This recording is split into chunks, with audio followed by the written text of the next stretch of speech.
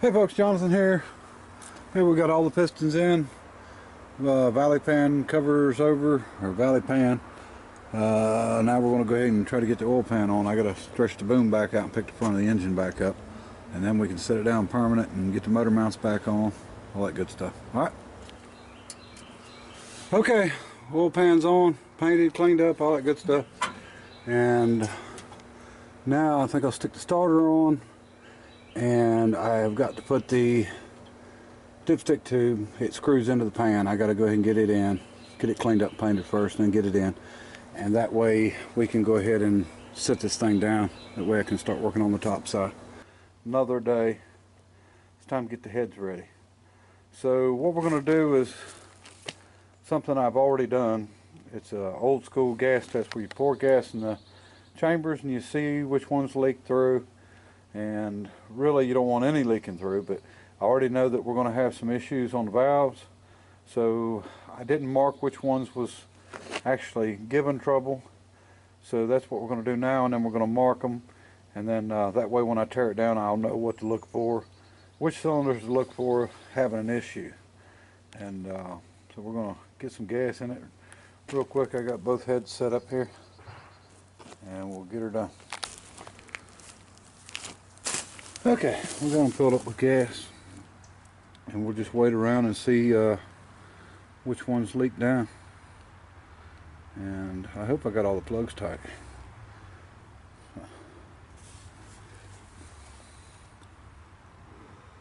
Anyway, it won't take too long. We'll know which ones is the big issue. Okay, here's one for sure. You can see it's already leaked down quite a bit, and you can see some bubbles there at the corner. That tells me the intake valve's leaking a little bit, and it's definitely dropped down. So we'll mark that one.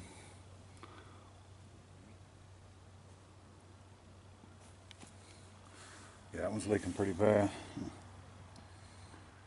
I think there was one on this cylinder too, and it may be right here.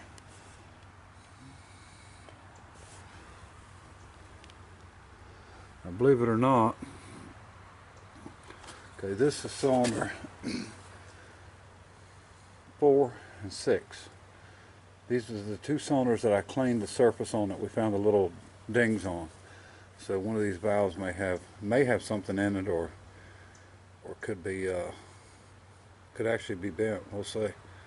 Okay, now we're gonna pull all the valves out, but it looks like our major issues is number 4, 8, and we've got a little bit on 7. And so we'll remember that. That way we can double check them to make sure. And I think, you know, most of them we can probably just lap the others in, but we're gonna have to figure that out, see what's going on with it.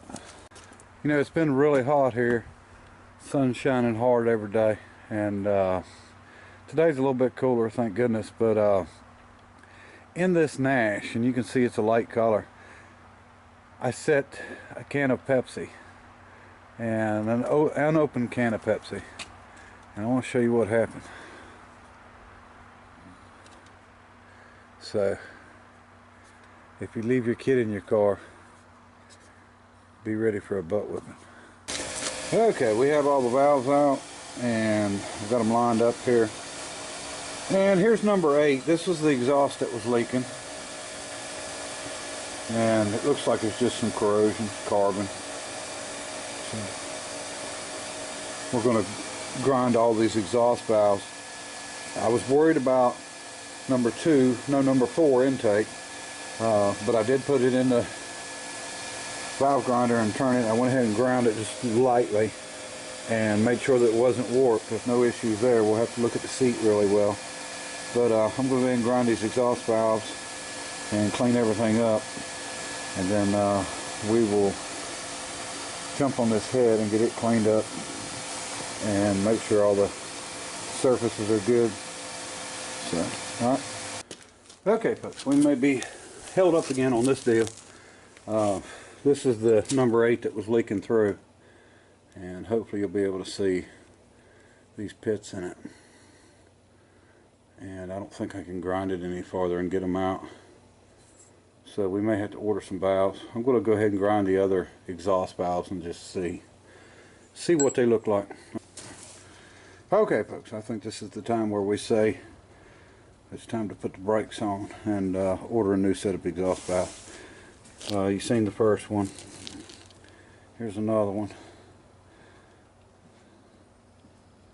I mean, you can't just keep going until there's nothing left, and this one here is terrible. So we're going to go ahead and get a set on the way. And I think this one here has been replaced before. Yeah, I think this one here has been replaced before because it's not a Packard valve. This may be a sodium valve. It didn't want to spark when I was grinding on it, which I didn't do much grinding when I seen it. So, all right. Okay, I hate to stop on it, but of course, I ain't got a choice. So I went and ordered new exhaust valves for it. So it's probably going to be next week before we're able to get it together. So until then, we'll figure something out. All right. Okay, I guess if the other car is June Cleaver's car, then this has got to be Dan Blocker's car. About the best I could come up with. Not the prettiest thing in the world, but a lot of horsepower. Anyway, let's work on something else. Okay, gas tank time. And I can't quite place this with anybody. I was thinking maybe Mr. Haney. But don't know. Looks like Noah's got the other tank out already. That was quick, Noah. That'll take you every bit of 5 minutes. Yeah. Alright, let's see what we can figure out. I think we're going to blow some air through that fuel line. That's where it's coming out from. What was?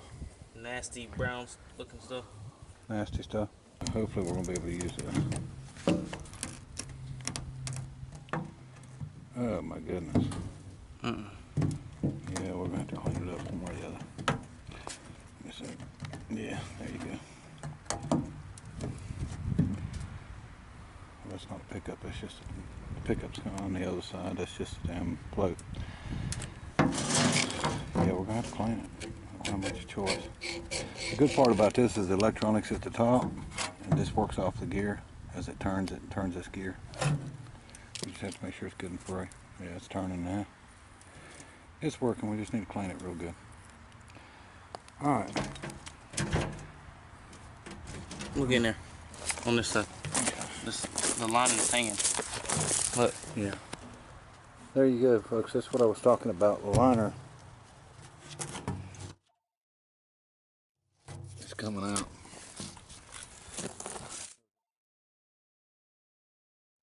There's our problem. Alright, we got it cleaned up. We're going to make a gasket for it. Looks pretty good. We might put the ohm meter on and check it and make sure it's working. So let's get some gasket material. Start cutting the gasket out. Okay, I'm not sure whether y'all can see down in here or not, but it's rusting back. This is peeling off.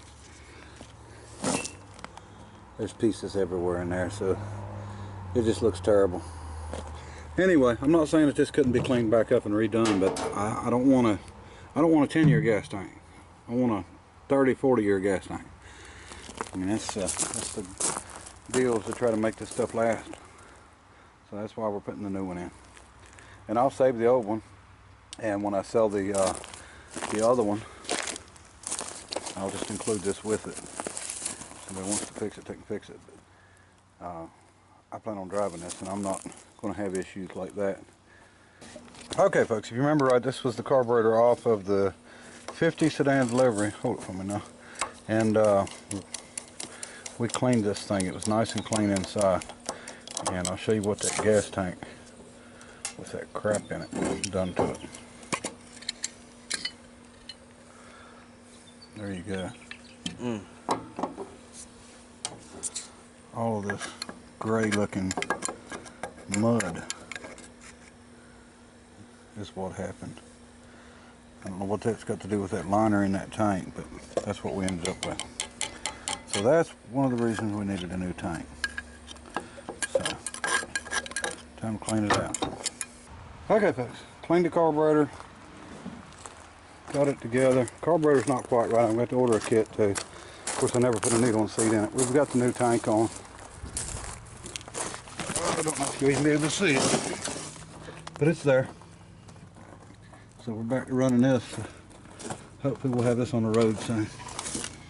Alright, starts up and charges and all that good stuff, so we're good to go there.